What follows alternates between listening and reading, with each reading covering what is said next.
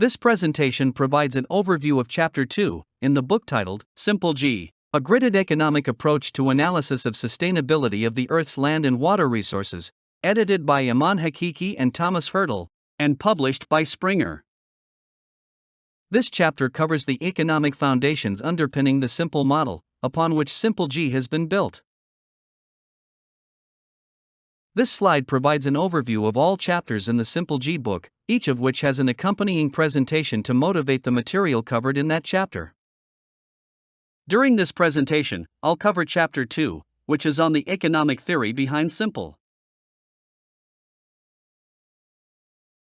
This chapter starts by considering the food, land, and water systems as a single economic entity, with production based on the combination of human and natural resource inputs, labeled on the right as non-land and land inputs.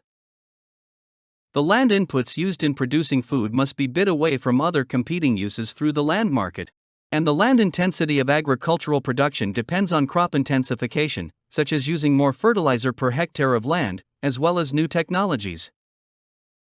The food is sold in global and local markets, with demand being a function of population and income, as well as biofuel mandates.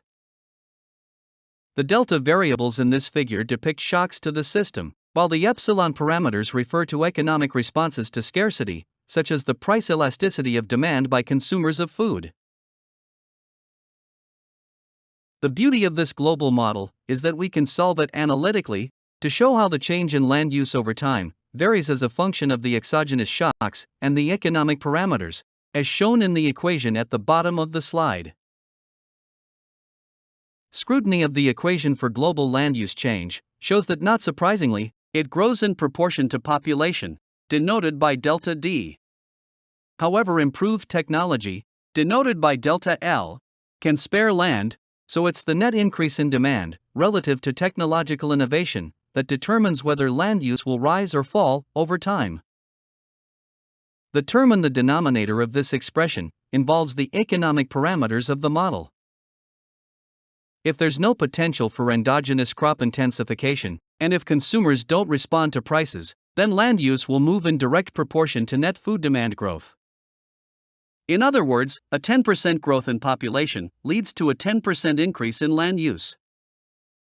If producers and consumers, however, do respond to prices, and there's evidence to support this hypothesis, then land use change will be dampened. This can make a big difference in future projections for land use change, and underlines the perils of ignoring economics in sustainability modeling.